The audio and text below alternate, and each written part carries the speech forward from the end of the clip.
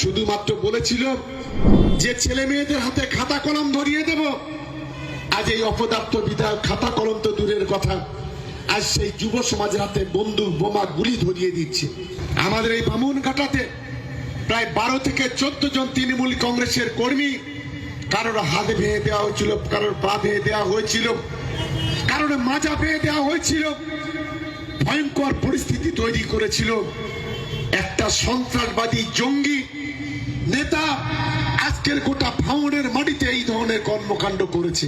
কোন শওকত মোল্লা সাহেব আমার সম্পর্কে ইতিপূর্বে অবাঞ্ছিত মন্তব্য করেছে, তার জবাব কিন্তু আমি কোর্টের মাধ্যমে নিচ্ছি। মামলা চলছে, তাকে কোর্টে টেনে হাজির করেছি।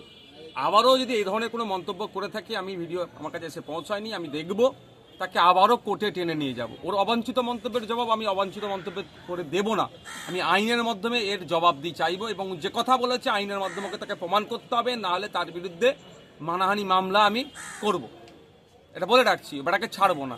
আর যদি আমি অনৈতিক দেশবিরোধী কার্যকলাপের সাথে যুক্ত থাকি, আমাকে স্পিকার স্যার এখনও কেন অ্যাসেম্বলিতে অ্যাক্সেস দিচ্ছে, কেন আমাকে রেস্ট্রিকেট সেখানে করছে না, সেখান থেকে কেন আমাকে বহিষ্কার করছে না?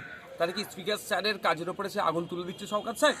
না রাজ্যের মুখ্যমন্ত্রী তথা স্বরাষ্ট্রমন্ত্রী, পুলিশ মন্ত্রী কেন আমার বিরুদ্ধে ব্যবস্থা গ্রহণ করছে না?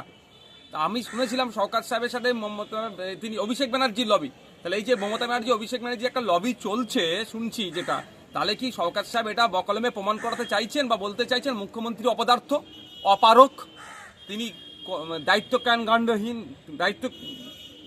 তিনি, যে নওশাদ সিদ্দিকী অবৈধ কাজের সাথে যুক্ত থাকার পরে তাকে কেন অ্যারেস্ট করছে না?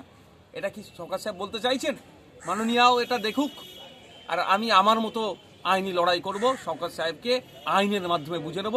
এর লড়াই এই যে লাফালাফি করছে, অবাঞ্ছিত মন্তব্যের জবাব বন্ধ করব আমি আইনের মাধ্যমে। বাংলা হান্টের আরো খবর দেখতে নজর রাখুন। বাংলা খবর মানেই বাংলা হান্ট।